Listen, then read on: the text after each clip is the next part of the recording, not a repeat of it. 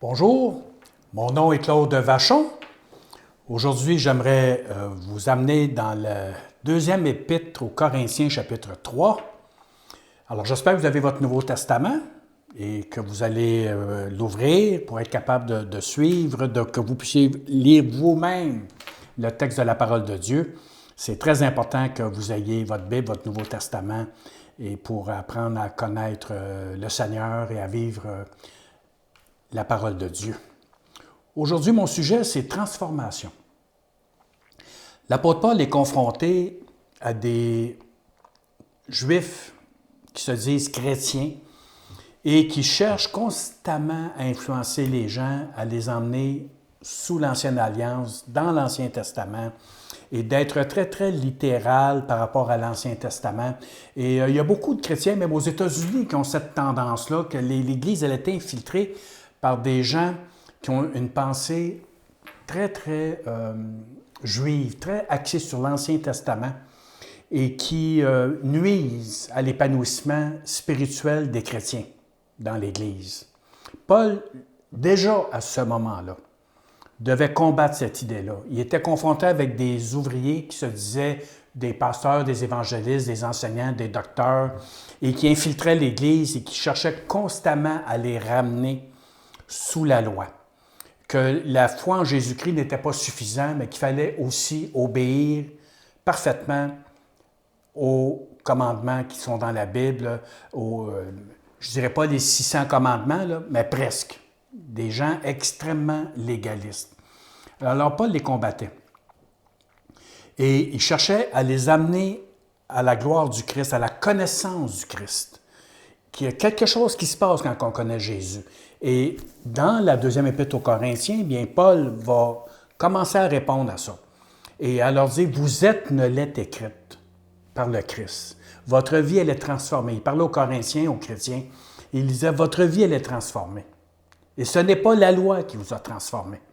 Et là, il cherche à les convaincre d'arrêter de penser que la loi pourrait avoir un impact positif dans leur vie, qu'il fallait qu'ils vivent autre chose. L'apôtre Paul était conscient aussi de la connaissance qu'il a reçue, parce que Paul, avant de devenir chrétien, c'était un pharisien.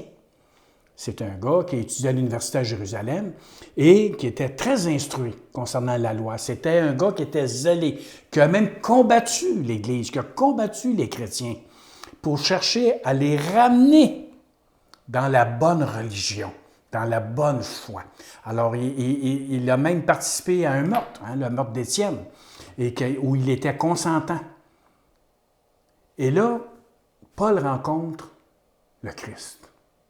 Alors ça, on voit ça dans les Actes des Apôtres. Alors vous pouvez aller dans les YouTube qui ont été faits il y a quelques mois et vous verrez dans les Actes, entre autres, la conversion de l'apôtre Paul. Et c'est pour ça qu'au verset 5, 2 Corinthiens chapitre 3, verset 5, il dit « Non que nous soyons par nous-mêmes capables de concevoir quelque chose, comme venant de nous-mêmes, mais notre capacité vient de Dieu. » Il nous a aussi rendus capables d'être ministres d'une nouvelle alliance, non de la lettre, mais de l'esprit. Car la lettre tue, mais l'esprit fait vivre. La loi ne sauve pas. Quand il parle de la lettre, là, il parle, vous lirez tout le contexte là, dans votre Nouveau Testament, il parle des 10 commandements qui ont été écrits par la main de Dieu sur la montagne. Il n'enlève pas la gloire de ça, là. Il n'enlève pas la beauté de l'événement. Mais si on se contente juste de la lettre, que nous sommes en adoration devant la lettre, puis qu'on étudie la lettre sans comprendre l'esprit, ça tue, on meurt. Et Paul a découvert ça, il a réalisé que oui, c'est un homme connaissant, c'est un grand théologien, très articulé, qui est capable d'expliquer les choses, puis il s'est aperçu qu'il était déconnecté, qu'il n'était pas en relation avec Dieu, et que là, il a reçu un cadeau de la part de Dieu, il a reçu la révélation de Jésus-Christ. Il a découvert que le Christ, il est le Messie, que ce qui est écrit dans l'Ancienne Alliance concerne une personne Ce n'est pas un ensemble de règlements. Tous les écrits qui sont là ont comme objectif de nous faire découvrir Jésus le Messie. Donc, la loi, j'ai beau l'étudier, l'analyser, elle ne sauve pas. Elle ne transforme pas. C'est le Christ qui sauve. C'est lui qui nous libère. Alors, c'est pour ça qu'il dit que la nouvelle alliance, c'est pas la lettre qui fait que c'est vivant sur cette affaire-là. Là. Nous, on essaye de vivre à partir de lois, à partir de règlements. Alors que c'est l'Esprit qui fait vivre, l'Esprit de Dieu, la pensée de Dieu, sa manière de voir les choses, sa vision. C'est l'Esprit Saint qui nous le montre, qui nous le dévoile. Alors là, il va expliquer qu'est-ce qui s'est passé avec Moïse sur la montagne. Quand il a reçu la révélation de Dieu, qu'il a vu Dieu, qu'il a vu la main de Dieu qui a écrit les lois sur des pierres, non pas dans le cœur, mais sur des pierres, à l'extérieur de lui, il a vu. Et même ça, ça avait tout un effet sur lui. Là. Son visage était transformé parce qu'il était dans la présence de Dieu. Ce n'est pas le reflet de la loi, c'est le reflet de la présence de Dieu. Et lorsqu'il est descendu de la montagne, les gens voyaient une lumière sur le visage de Moïse. Puis là, il s'est aperçu, là, il a vu qu'il y avait un effet, là, Aaron et tous les gens qui étaient là, fait qu'il a mis un voile. Et Paul va expliquer ça dans le chapitre 3. J'aimerais vous amener au verset 12 où il est dit « Ayant donc une telle espérance, nous usons d'une grande liberté. Nous ne faisons pas comme Moïse qui mettait un voile sur son visage, pour que les fils d'Israël ne fixent pas les regards sur la fin de ce qui était passager. » La gloire de Dieu sur le visage de Moïse était passagère. C'était juste pour une courte durée, le temps qu'il redescende, le temps qu'il revienne dans le peuple. Alors que la gloire de Christ, elle est permanente, elle est éternelle. Contrairement à Moïse, qui est mort, le Christ est ressuscité. Il est au ciel. Il est dans la gloire. Il est vivant. On développe ça depuis plusieurs rencontres. L'idée de la résurrection, l'idée du Christ qui a été intronisé dans le ciel. Donc, la gloire que nous contemplons, lorsque vous ouvrez le Nouveau Testament, lorsque vous ouvrez les évangiles, vous êtes en train de regarder la gloire du Christ, sa beauté, sa grandeur, sa puissance, sa miséricorde, sa grâce. Vous découvrez le Christ. Mais il faut l'ouvrir, le Nouveau Testament. Pas juste écouter des YouTube puis écouter les pasteurs. Il faut que moi, chez moi, j'ouvre le livre. Comme je disais à une de mes petites filles dernièrement, on a ouvert ensemble la Bible, le Nouveau Testament, puis je lui disais, ma chérie, quand tu lis l'Évangile, dis-toi là que c'est Jésus qui te parle à toi directement. Que ce n'est pas juste un livre historique qui nous raconte la vie d'un maître. C'est beaucoup plus que ça.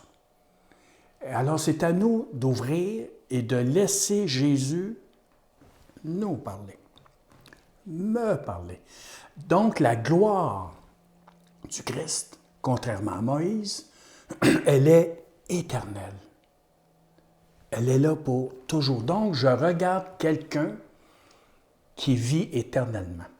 Et cette gloire, elle n'est pas dans un tableau, une peinture, une représentation quelconque. Elle n'est même pas dans la lettre. J'ai beau lire la lettre, j'ai beau l'étudier, il faut qu'il se passe quelque chose et que je découvre la beauté du Christ. Donc, il continue son idée. Les Juifs, ils ont vu la gloire de Dieu un instant, puis ils ont oublié tout de suite. C'est quelque chose qui passe, qui ne reste pas. Mais, alors il parle d'eux, là, ces gens-là, là. Mais ils se sont endurcis dans leurs pensées, Car jusqu'à ce jour, quand ils font la lecture de l'Ancien Testament, le même voile demeure. Il n'est pas enlevé parce qu'il ne disparaît qu'en Christ. Dans la Bible, le second 21, ça dit « Mais leur intelligence s'est obscurcie. » Alors, ils ont beau regarder la Bible, ils ont beau l'étudier, ils ont beau être des docteurs, des grands savants. J'en ai des livres de théologie, des grands savants, très compliqués en passant, là. Pas toujours simple ce qu'ils écrivent. Puis les philosophes chrétiens non plus, pas toujours facile à suivre. Je ne vous dis pas que c'est pas bon, là, mais ce que je veux vous dire, c'est que parmi ces gens-là, ils ont perdu le côté spirituel. Leur intelligence, elle est obscurcie. Fait qu'ils ont beau lire puis étudier, ils ne voient pas. Ils sont aveugles. Ils ne voient pas l'éclat du Christ, sa beauté, sa magnificence. Ce qu'ils voient, ce sont des lois, une marche à suivre, des règlements, des principes, des théories. Et là, on cherche à mettre ça en pratique. On est totalement déconnecté de la présence du Christ, de la relation avec le Christ. On est connecté avec la lettre, avec des techniques. Nous sortons de la présence de Dieu. L'intelligence s'obscurcit. Moi, j'appelle ça l'intelligence spirituelle. Ils ont perdu l'intelligence spirituelle.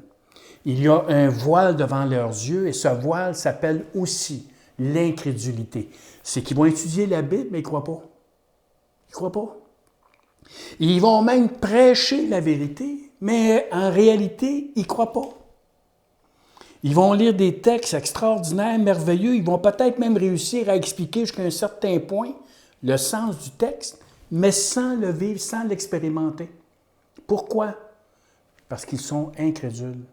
Il y a un voile qui les empêche d'entrer dans la présence de Dieu, d'entrer dans cette force qui nous change, qui nous transforme. Pourquoi qu'il y a si peu de transformation? C'est à cause du voile, à cause de l'incrédulité. Il n'y a pas juste l'incrédulité, je vais vous soulever un autre point tantôt, mais ça, là, ça m'empêche de découvrir la force et la puissance du Christ. Et là, le fait que mon intelligence spirituelle est obscurcie, bien, je développe des théories pour expliquer pourquoi ça ne marche pas, pourquoi que je suis incrédule et pourquoi que je remets tout à plus tard. Et que là, toute mon espérance, c'est « Ah, un coup, je vais être rendu au ciel, là. Ah, là, je vais être transformé, puis je vais être... » On attend, on reporte. Pourquoi? Pourquoi qu'on ne l'expérimente pas maintenant? La guérison, la délivrance. Parce qu'on est incrédule. On regarde la Bible, on lit le Nouveau Testament, on regarde la vie de Jésus, on lit, là, on lit. Ah, il s'en est passé des choses dans ce temps-là. Hein? Ah! Puis là, on lit les Actes des Apôtres. Ah, c'était quelque chose. Hein? Et là, on développe des belles théories dans nos beaux livres. Puis là, on écrit, ça, c'était dans ce temps-là, parce qu'il n'y avait pas de Nouveau Testament. Là, on explique pourquoi que nous, aujourd'hui, on n'a pas de puissance, qu'il n'y a pas de don, qu'il ne se passe rien, qu'il n'y a pas de guérison puis de délivrance. C'était dans ce temps-là pour que le monde croie. Ah, OK, ça a changé. OK, le monde aujourd'hui est plus pareil. Aujourd'hui, on est dans un monde intellectuel. Nous avons le Nouveau Testament, cela nous suffit. Pas vrai? C'est pas vrai. Et c'est ce que Paul va chercher à combattre. Parce que ces gens-là, dans ce temps-là, c'est ça qu'il essayait de mettre dans la tête du monde. C'est pas suffisant, la présence du Christ. Puis ce qu'il a fait, ça prend d'autres choses. Et là, on rajoute toutes sortes de choses autour. Puis finalement, on perd notre temps, notre énergie sur tout ce qui est à l'extérieur du Christ. Puis on n'a pas de puissance, il ne se passe rien dans nos vies. On a des vies bien ordinaires. On n'est pas transformé. Comment ça se fait qu'on n'est pas transformé? Comment ça se fait qu'on n'est pas de plus en plus à l'image du Christ? Comment ça se fait que la majorité vivent encore dans le monde, sont mondains, puis sont pris dans des péchés, pris dans des mauvaises habitudes? Ah, mais tu sais, on est sauvé par grâce. Tu sais, le bon Dieu, il m'aime quand même. On développe toutes sortes de langages. J'entendais quelqu'un dans un café chrétien qui disait à une personne qui était invitée, elle dit, tu sais, la seule différence entre toi et moi, moi aussi, je suis pécheur, mais moi, je crois. Quelle absurdité! Quelle incohérence! On prêche quoi? On parle de quoi? On parle de qui? Et Paul, c'est ce qu'il cherche à leur dire, vous êtes en train de vous égarer. Qui vous égare, insensé? Qui dit aux Galates, qui vous ramène sous la loi écrite? Vous avez expérimenté la puissance du Christ. Et c'est ça qui combat. Leur intelligence est obscurcie. Tu parles à des gens que leur intelligence, elle est obscurcie, séparée de Dieu. Jusqu'à ce jour, quand on lit Moïse, il y a un voile sur leur cœur. Ils ne voient pas. Ils ont beau lire, ils ont beau expliquer, ils ont beau lire l'hébreu. C'est impressionnant, ça. Et lire le grec. C'est correct. Mais je peux le lire puis rien comprendre. Être aveugle. Fait que quand même, je serais très, très, très instruit puis que je connaissais tout ça. Paul en parle dans 1 Corinthiens chapitre 13. Quand même, je serais le gars qui comprend tout. Hein? Puis que si je n'ai pas l'amour, ça ne sert à rien. Je suis encore aveugle. Je suis encore perdu. Je suis encore séparé. Je vais loin là, dans ce que je suis en train de vous dire. Là. Mais c'est ce que la parole de Dieu nous dit. C'est un avertissement. Ces gens-là lisent Moïse, ils lisent l'Ancien Testament, les 10 commandements, puis tout le reste, toute la culture, le cultuel aussi, tout ce qui a rapport au culte, ils savent ça par cœur, ils mettent ça en pratique d'une façon détaillée, ils sont des maniaques, et pourtant, ils ne connaissent pas Dieu. Leur vie n'est pas transformée. Ils sont comme tous les autres. Sauf qu'ils ont, eux autres, la bonne religion. Comme s'il y avait une bonne religion. Ça n'existe pas, la bonne religion. Ce qui existe, c'est le Christ, le Messie. Alors, il continue. Jusqu'à ce jour, quand on lit Moïse, il y a un voile sur leur cœur. Mais, il y a un mais. Lorsqu'on se tourne vers le Seigneur, le voile est enlevé. Le voile de l'incrédulité est enlevé. Lorsqu'on se tourne vers le Seigneur, pas vers la loi. Tu peux regarder la loi puis contempler la loi. Tu vas rester dans la mort, même si tu penses que tu es dans la vie. Et tu peux regarder vers le Christ vivant, ressuscité, qui est mort sur la croix et qui est ressuscité. Et quand tu tournes, c'est ça la nouvelle naissance, c'est ça la régénération, c'est ça le surnaturel, c'est ça qu'on ne peut pas expliquer avec des mots. C'est pas une formule, c'est pas un principe, c'est un miracle. Lorsqu'on se tourne vers le Seigneur, le voile, ce qui m'empêchait de voir le Christ, son pardon, sa grâce, sa miséricorde, son accueil, sa charité, je le découvre. La loi ne fait pas ça. C'est le Christ, c'est de découvrir qui il est. Et quand je me tourne, donc je quitte l'autre chemin, là. Je l'abandonne. Quelque chose, hein? Je suis attaché à ça, là. Parce que je pense que c'est ça la vérité, là. Et là, que je me tourne vers celui qui a dit « Je suis la vérité. Je suis. » C'est une personne. Lorsque je me tourne vers lui. Je trouvais ça très beau dans la traduction Tob qui dit « C'est seulement par la conversion au Seigneur que le voile tombe. » J'étais esclave de mes péchés, même si je savais la loi, je connaissais la loi. Depuis que je suis tout petit, j'ai appris les 10 commandements, hein, parce que c'était obligatoire, ça, dans le temps, quand on allait à l'école. Tu avais les 10 commandements de Dieu puis les 10 commandements de l'Église. Hein? Alors là, je trahis mon âge là, quand je dis ça. Là. Et ça ne m'a pas empêché de vivre dans le péché puis de vivre complètement en dehors de la traque, puis dans mes passions, puis dans ma folie. C'est seulement, moi j'aime le mot seulement. C'est seulement. Il n'y a pas d'autre chemin. Il n'y en a pas d'autre. Le chemin de guérison de mon âme, le chemin de délivrance. Puis là, je vous en parle par expérience. Ce n'est pas quelque chose que j'ai appris dans les livres. C'est quelque chose que j'ai découvert dans le Nouveau Testament. Le voile est tombé. Puis quand j'ai découvert Jésus, c'est seulement par la conversion au Seigneur que le voile tombe. Il n'y a pas d'autre chemin. C'est le seul. D'ailleurs, Jésus a dit, « Je suis le chemin.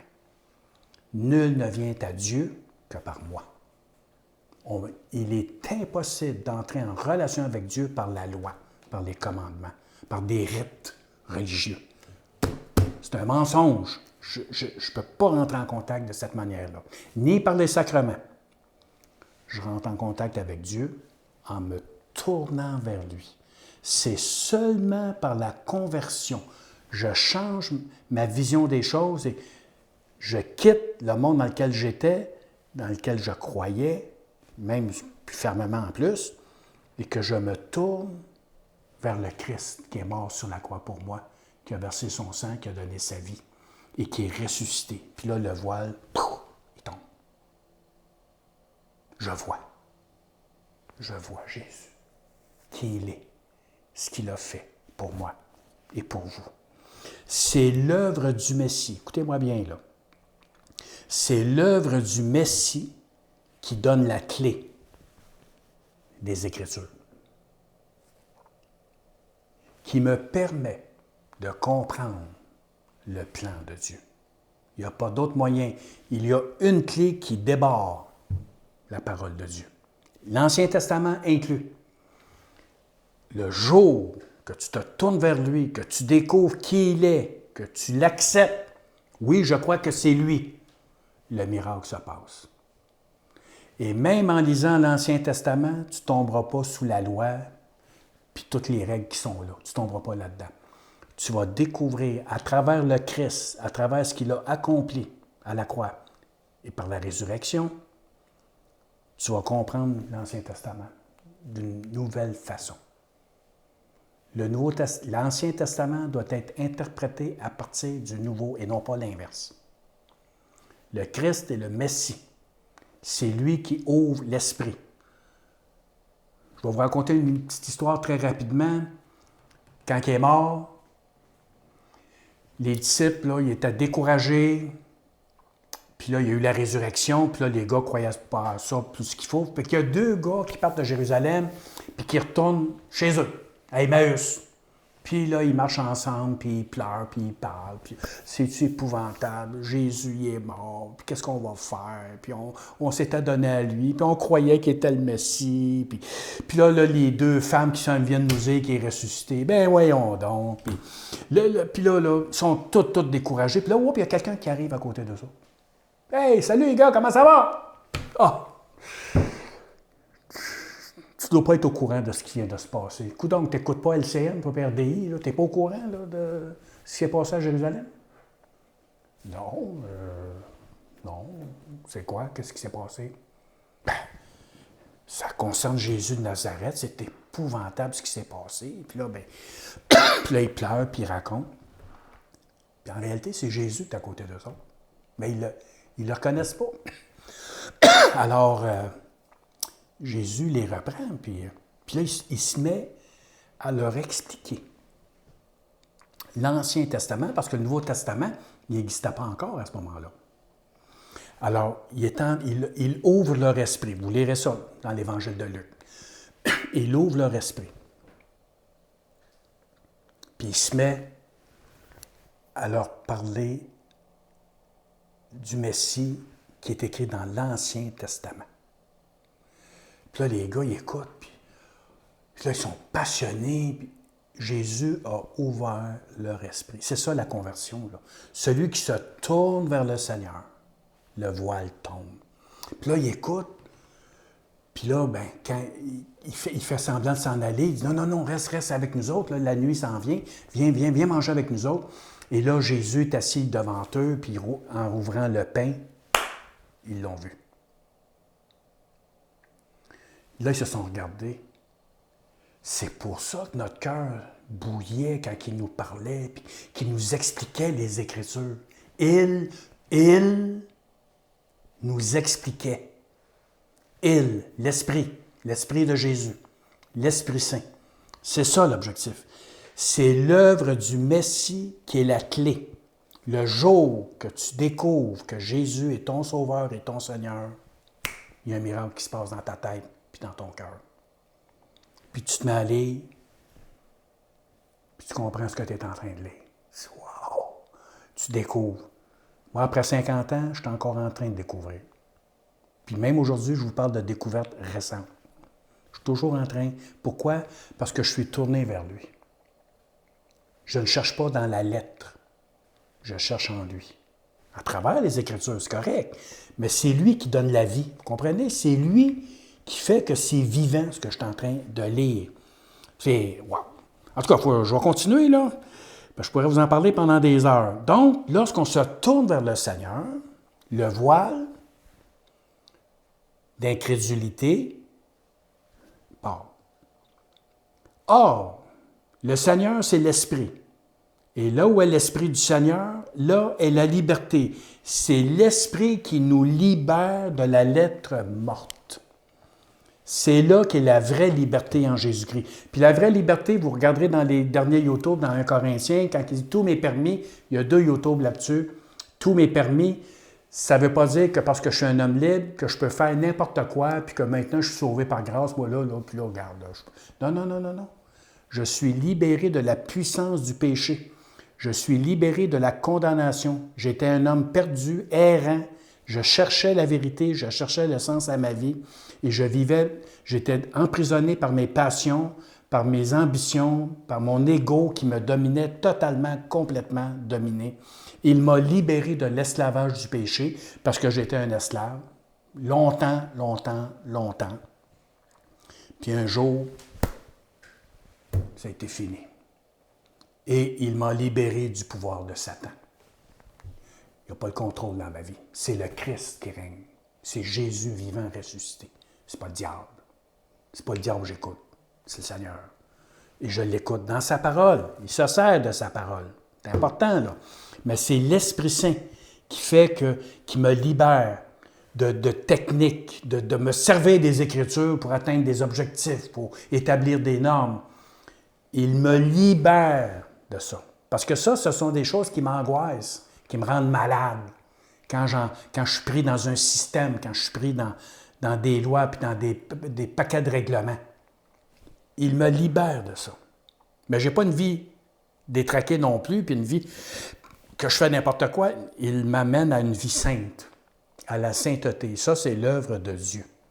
Je termine avec le verset 18 qui dit « Nous tous qui le visage dévoilé, reflétons comme un miroir la gloire du Seigneur. Nous sommes transformés en la même image, de gloire en gloire, comme par le Seigneur l'Esprit. » Dans la Bible seconde 21, ça dit « sans voile sur le visage ». Nous regardons vers lui sans voile. Tantôt, je vous ai parlé du voile de l'incrédulité. Maintenant, j'aimerais vous parler du voile de l'iniquité, du péché. Si je vis dans le mal, il y a un voile. Puis je ne vois pas. Il y a quelque chose qui m'obstrue. Il y a quelque chose qui obstrue ma vue. Qui fait que je n'expérimente pas la puissance de Dieu. Je dois me détourner. Je dois enlever ce voile, me présenter devant lui en toute honnêteté. Être sans voile, c'est d'être honnête intellectuellement et spirituellement. C'est d'être capable de dire « j'ai manqué, j'ai péché, j'ai tombé, je l'avoue. » Je demande pardon à Dieu, je demande pardon au Christ qui me pardonne de toutes mes fautes, si je le confesse, évidemment. Si je reste attaché à ça, je reste dans les ténèbres. Puis ça, vous allez lire ça, entre autres, dans la première épître de Jean. Vous prendrez le temps de lire ça. C'est très bien expliqué. Donc, oui, le voile, ça peut être un voile que moi je mets. Moïse mettait un voile, là. Alors, ça peut être un voile que je mets. Et ça, c'est le péché. L'incrédulité et le péché, le compromis. Donc, je dois me présenter devant lui, puis enlever le voile. De ne pas rester dans mon hypocrisie, dans mon mensonge, dans mes mauvaises actions, mes mauvaises pensées. Il ne faut pas que je reste là. Je me tourne, puis j'enlève le voile. Seigneur, je renonce. Je dis non à ça, parce que ça, c'est laid. Ça détruit. ça brise ma relation entre nous. Je vais vous donner un exemple très simple. Un couple, hein, le mariage. Bien, si je vis dans l'adultère, je peux vous dire qu'il y a un voile. Il y a un voile. Que je vis dans la cochonnerie sensuelle, je brise ma relation. Puis je ne suis pas capable de la rétablir tant que je n'enlève pas le voile, tant que je ne règle pas le problème. Je dois y faire face. Tu n'as pas besoin d'un psychologue pour faire ça. Fais face à ton problème. Moi, j'ai été obligé de le faire. Ma folie m'a égaré, m'a emmené loin de Dieu. Et le retour était possible. Quand Jésus est venu, j'ai enlevé le voile. Je l'ai regardé. Il m'a sauvé. Il m'a pardonné. Il m'a reçu. Il m'a accueilli. Dans la Bible des peuples, c'est très beau de la manière que c'est écrit. Ça dit, « Tous nous portons sur notre visage découvert. » Donc, tu ne joues plus un jeu, là. Tu ne joues pas aux chrétiens. Tu n'es pas un hypocrite. Tu n'as pas une double vie. Tu règles ça. Tous nous portons sur notre visage découvert. Fait que quand je te regarde, là, c'est toi que je suis supposé de voir. Et pas quelqu'un d'autre. Ce n'est pas une illusion ni un mensonge qui est devant moi. C'est toi.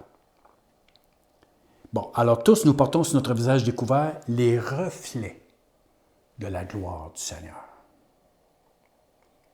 De jour en jour, plus resplendissant, transformé par lui en son image, car le Seigneur est esprit. Alors voyez-vous, la lettre, elle ne peut pas te transformer. Tu as beau la lire, tu as beau l'étudier, tu as beau la mémoriser, elle ne peut pas te transformer. Elle n'a aucune puissance. À part de nous condamner et de dire, hein? C'est dur, hein? C'est tough, hein? La loi, elle aime ça te le dire. Hein? Je t'ai pogné, hein? Je me tourne vers lui,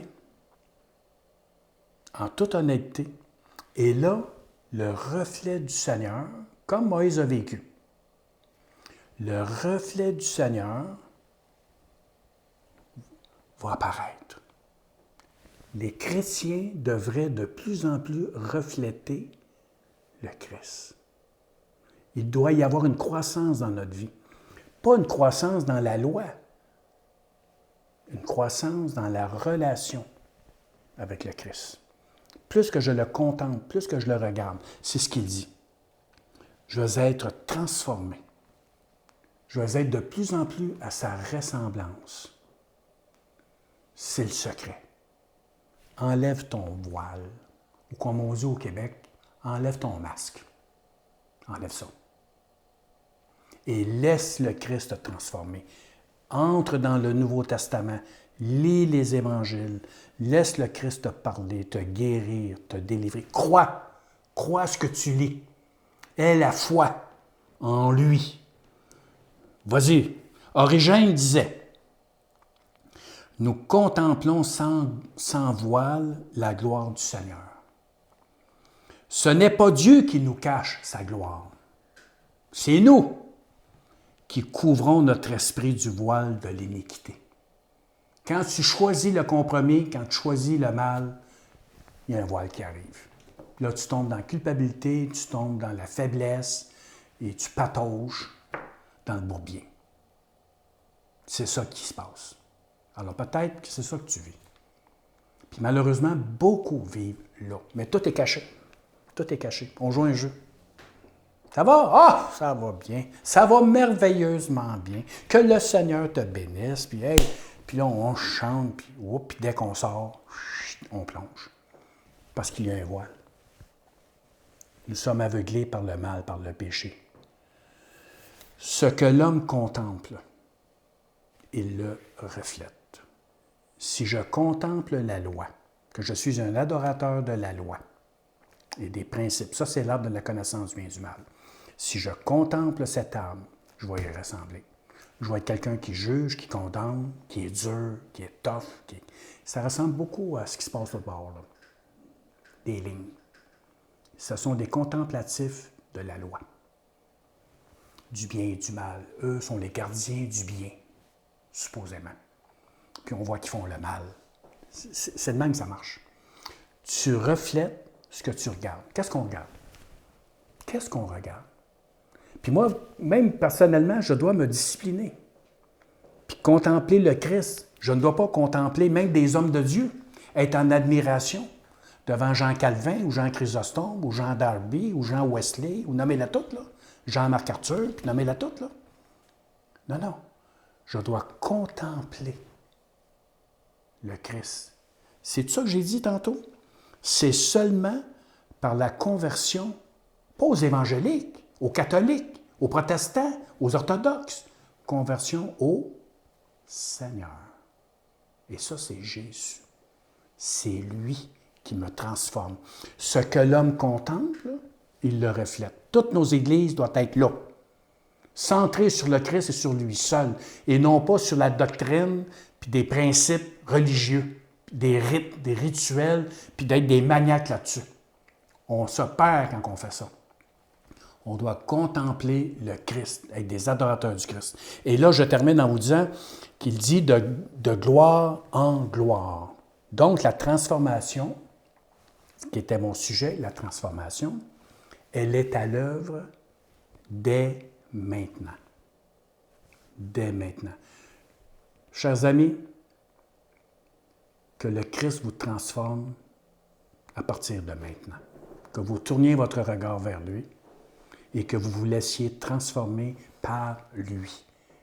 Aucune technique va réussir à vous transformer. On vient tout le temps dans notre bourbier, tout le temps. Il n'y a que le Christ qui nous en sort.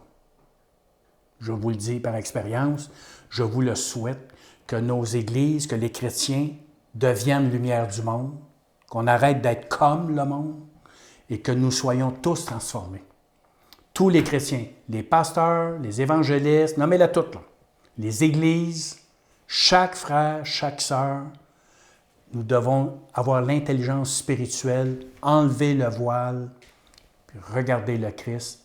Plus que vous allez le regarder, admirer son œuvre, sa beauté, son éclat, d'écouter sa parole, de vous laisser transformer par sa parole, nous serons ensemble transformés de gloire en gloire jusqu'au jour où il apparaîtra et où la transformation totale, 100%, va se réaliser.